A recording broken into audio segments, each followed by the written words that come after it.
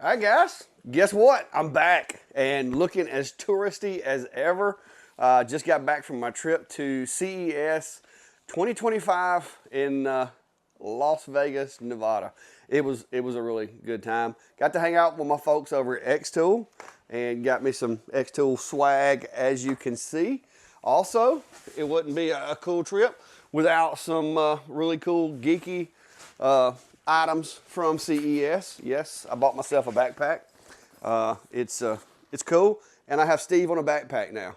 And so, for those of you that don't know, Steve over at Vintage Workshop and I were invited by xTool to come out, hang out with them at the booth at CES. And being that I had never been to CES and had only been to Las Vegas once before, I figured why not. So me and Steve partnered up to go out and try to, have a good time, hang out with xTool, see the sights. And what I want to do today is kind of bring you guys up to speed with what happened. But I don't want to do it the way that everybody else did it. So I'm coming up with something that's really unique and in Clack style. I think you're going to like it. A little better than you would some other formats. So stick around. We'll be right back, and I'm going to show you what we got.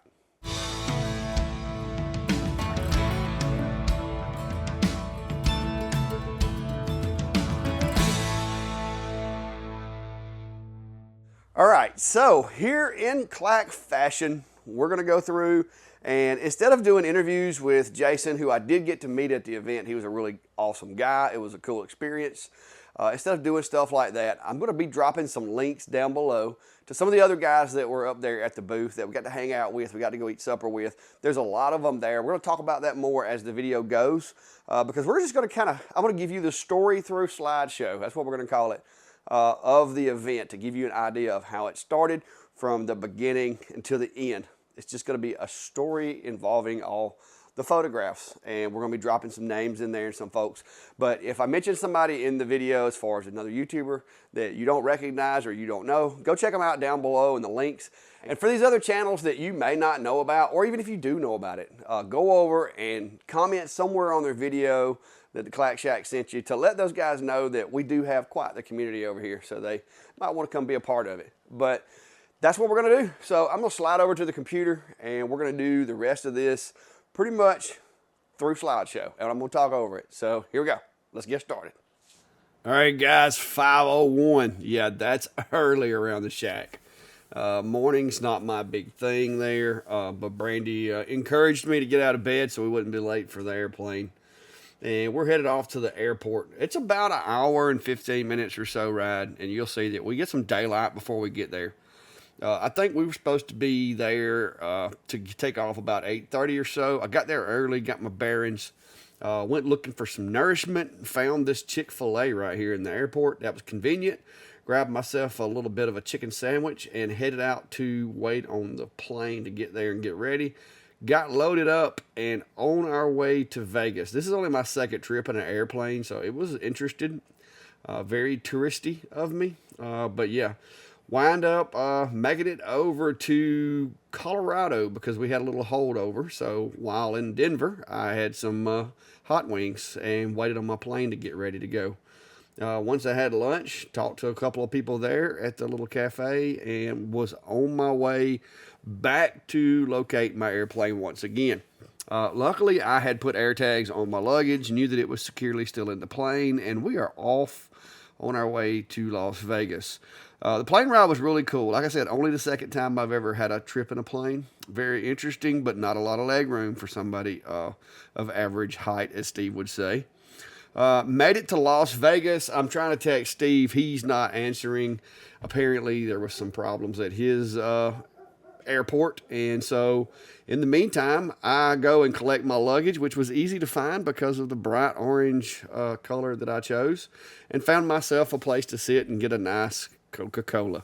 And so sitting there drinking a Coke or two, waiting on Steve. He finally shows up. We're grabbing a taxi, headed out to the motel or resort or whatever you want to call it. But anyway, we get there. We're at the Luxor. Not the, we're not high rolling, but it's a decent place.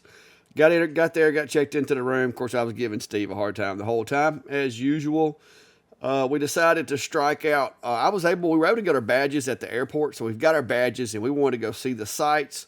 We had been in a group chat with some of the other guys that were over there, and one of those guys who you may or may not be familiar with, and that's Steve, not really happy with, my narration of events going on at the time. But you may be familiar with Bittner Builds. His YouTube channel does a lot of woodworking. Also was at the xTool booth with us. So we sat and had a few drinks and talked shop for a while there, just to kind of burn the night away until time to go back toward the room. And on the way to the room, Steve decides he needs a backpack. This is the same guy making fun of me and my billboard backpack who bought a backpack. Figure that. Next morning, guys, it is off to CES. This was a big event. It took up way more space than I had anticipated. My imagination did not prepare me for the amount of stuff that was there. We did get there kind of early on the first day. Nobody was really set up. You can see Epilogue is there. Really pricey, so we just kept walking, guys. I mean, even though they are a good laser, not in my price range. Lots of cool things. The colors were out in like everywhere. You can see colorful things. All kinds of technology. These gaming chairs were a beast.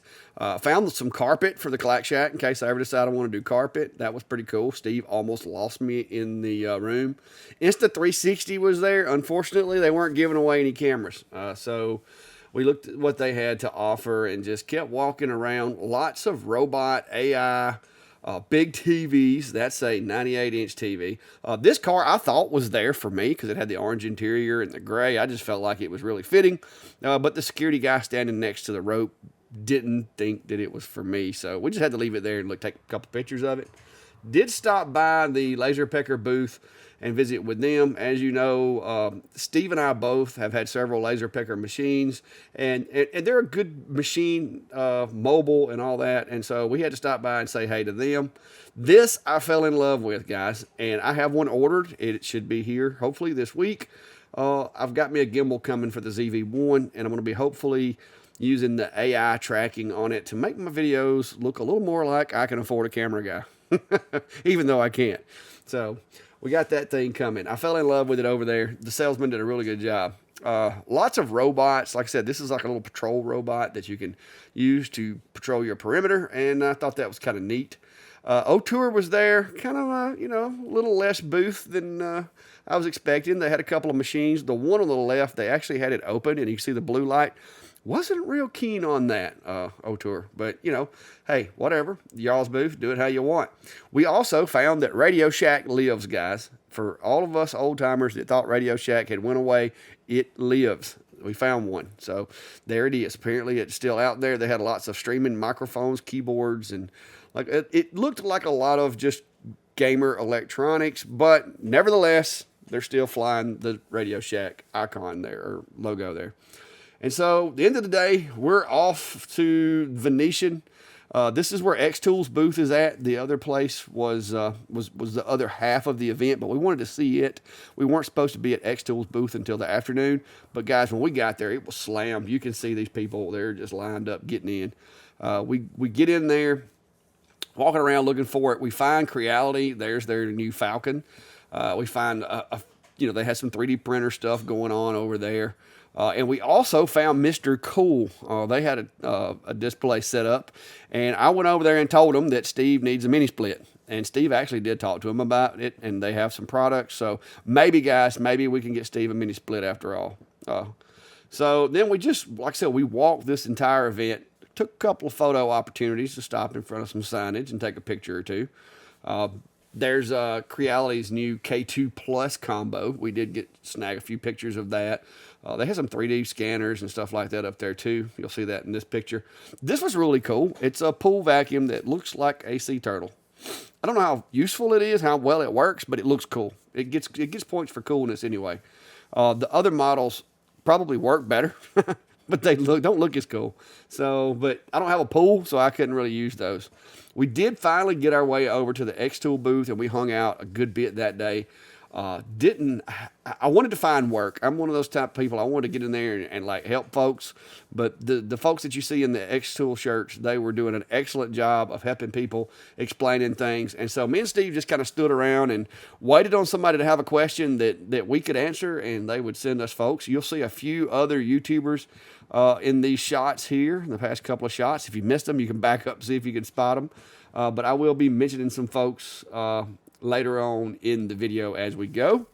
And this guy right here, if you don't recognize him, this is Jason. He is the CEO, founder of xTool. He is basically Mr. xTool himself.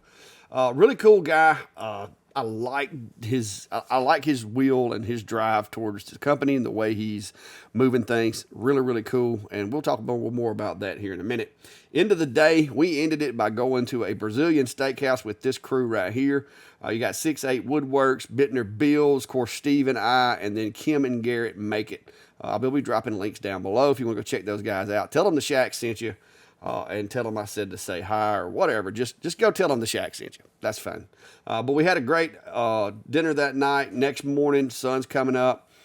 Desert is clear, and we are out the door on our way back for another fun-filled day of walking about 10 miles. Of course, starting our day out, we have to wait in these lines to get on the buses to go to CES. I guess we could have called an Uber or a taxi, but who's got money for that, right, guys? We're on a budget. We get back to CES, and we're going to start out the morning kind of getting us a little tour on.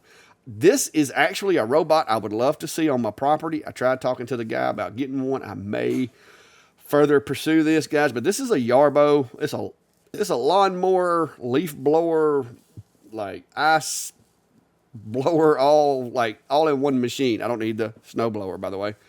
But yeah, might get one of those. And this, believe it or not, is some ladies from the Ukraine, and they were showing off their new drone technology. And as we've all seen on the news, they're getting pretty handy at turning out these drones and having really accurate, dependable drones.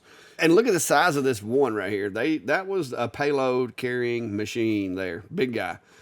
So yeah, that was pretty neat to see how they've taken what they're learning in the situation that they're in and coming up with this technology and managed to come to CES to share it with everybody. So that was kind of cool. Maybe they're just looking to finance some stuff back home. Who knows? But it was some really cool machines. A lot of 3D printed parts on those things, carbon fiber builds, things that you could cut out with CNC or whatnot. It was just neat to see. More pool robots. I really caught myself wanting a pool, not so much to where I could go swimming, but so that I could get a pool robot because I don't have a pool to try out a pool robot. And of course, it wouldn't be CES without some lights and swinging by and checking a look at the Govee display. They had lights everywhere. Right here, for all the guys that say I should never get lost in the crowd, there you go.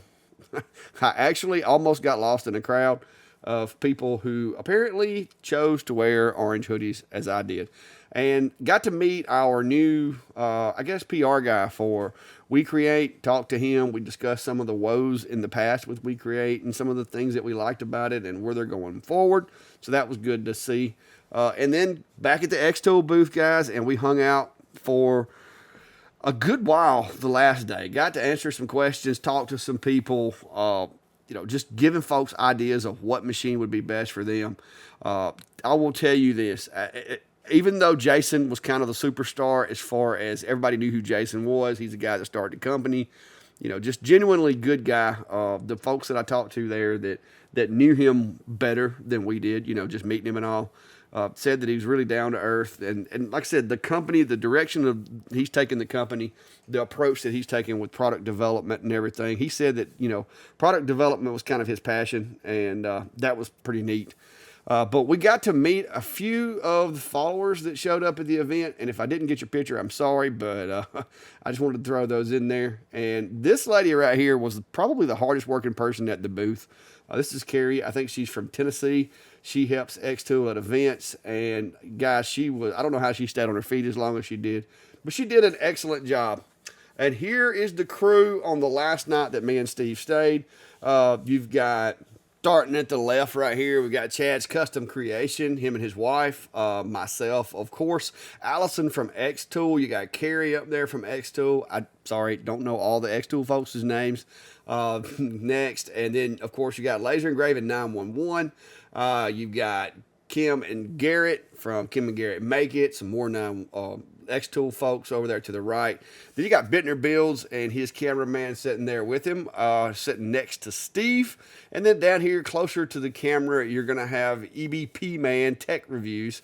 And we had a good time. Like I said, this was going to be mine and Steve's last night. So then we headed off back to the airport. Steve was going to see Cody and his dad, and I was headed back to Chilton County. And despite the seats not being all that comfortable, my legs were very appreciative of the break. All right, guys, so that's wrapping it up. And for my first CES, I feel like it was a success. Lots of walking, so if you do get to go, guys, take some good walking shoes. Be a little more strategic planning where you're going to go and what you're going to look at than I was, because when we walked a lot. The feet were tired. I'm still recovering. But it was a great experience. I've got the rest of the year to get over it and get ready for next year. I do plan on going to CES next year. Also coming up, we got Workbench Con over in Atlanta, Georgia. I will be going there. It's not far off. We've got a little over a month, I think, before that thing kicks off. So it's going to be a busy year for me. And as many of you know, a few days, I got a little retirement gig coming up. So yeah. So I hope you enjoyed the video. I want to say thanks to xTool one more time for inviting myself and even on behalf of Steve, since we do so much together. Thanks for inviting us out, letting us hang out at the booth. The machines, I like the machines. I think, you know, as with anything, I don't think they're the perfect machine for everybody, but I think they're a really great machine. I think a lot of the problems that people have, I think xTool has taken measures to fix those problems, and it's a really good machine for somebody to start out with, assuming that your budget, you know, can handle it. They are a little more expensive than others, but you get a lot of R&D and a lot of extra features and built-in functionality with the machines for that price. So if you haven't checked them out, I'll also be dropping xTool links down below. So feel free to go check those machines out. Jason has assured us there's going to be lots of mixing it up, new machines and stuff coming out in the 2025 laser season, as we're going to call it. And so stay tuned to keep a lookout for that. You might see something you like if you don't already have all the cool toys. Like Steve has them, you know, hashtag Steve has all the cool toys. So also, guys, go check out Steve's channel if you hadn't. Hit the like, follow, subscribe, all that good stuff. But until next time, guys, be safe and have a good day.